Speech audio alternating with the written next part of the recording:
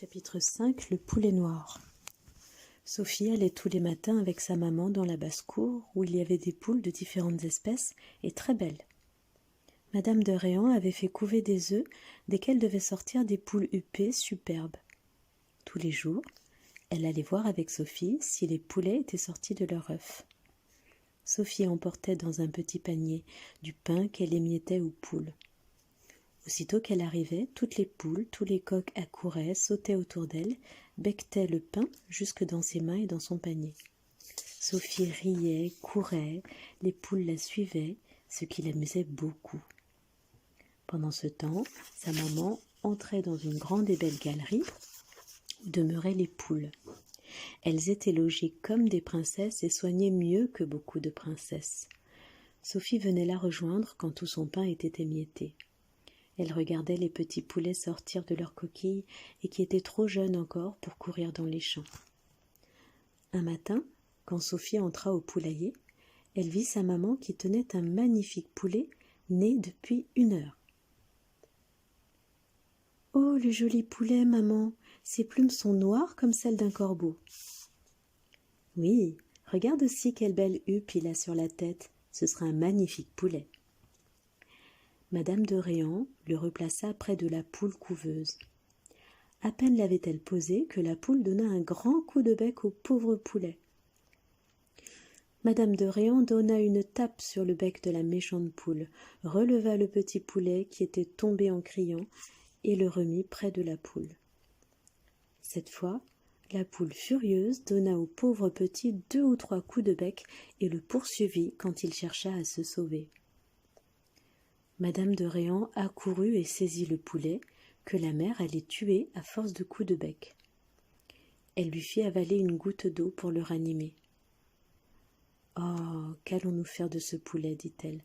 « Impossible de le laisser avec sa méchante mère, elle le tuerait. Il est si beau que je voudrais pouvoir l'élever. »« Écoutez, maman, mettez-le dans un grand panier dans la chambre où sont mes joujoux. Nous lui donnerons à manger et quand il sera grand, nous le remettrons au poulailler. »« Je crois que tu as raison, Sophie. Emporte-le dans ton panier à pain et arrangeons-lui un lit. »« Oh maman, regardez son cou, il saigne, et son dos aussi. » Ce sont les coups de bec de la poule. Quand tu l'auras rapporté à la maison, tu demanderas à ta bonne du sérat et tu lui en mettras sur ses plaies. Sophie n'était certainement pas contente de voir des blessures au poulet, mais elle était enchantée d'avoir à y mettre du sérat. Elle courut donc en avant de sa maman, montra à sa bonne le poulet, demanda du sérat et lui en mit des paquets sur chaque place qui saignait. Ensuite, elle lui prépara une pâtée d'œufs, de pain et de lait, qu'elle écrasa et mêla pendant 1 heure.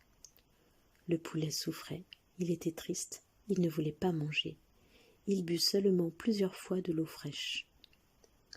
Au bout de 3 jours, les plaies du poulet furent guéries, et il se promenait devant le perron du jardin. 1 mois après, il était devenu d'une beauté remarquable, et très grand pour son âge. On lui aurait donné 3 mois pour le moins. Ses plumes étaient d'un noir bleu très rare, lisses et brillantes comme s'il sortait de l'eau. Sa tête était couverte d'une énorme huppe de plumes noires, orange, bleues, rouges et blanches. Son bec et ses pattes étaient roses, sa démarche était fière, ses yeux étaient vifs et brillants. On n'avait jamais vu un plus beau poulet. C'était Sophie qui s'était chargée de le soigner. C'était elle qui lui apportait à manger.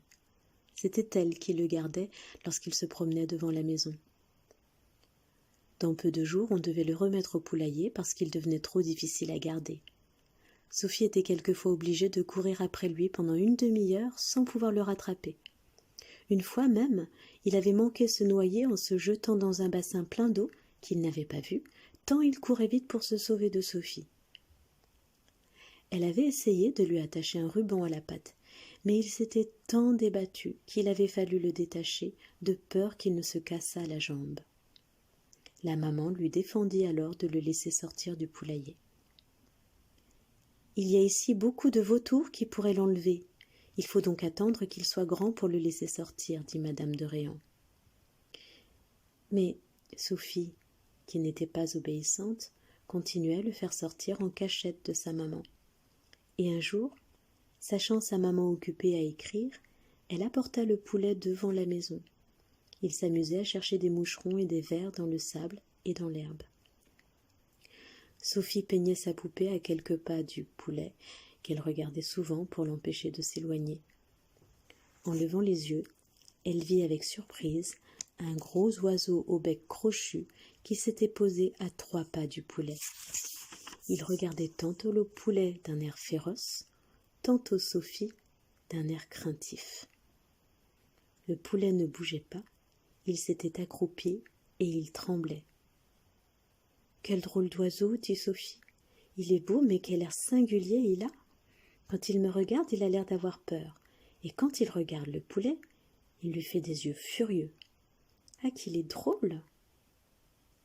Au même instant, l'oiseau pousse un cri perçant et sauvage, s'élance sur le poulet qui répond par un cri plaintif, le saisit dans ses griffes et l'emporte en s'envolant à tire-d'aile. Sophie reste stupéfaite.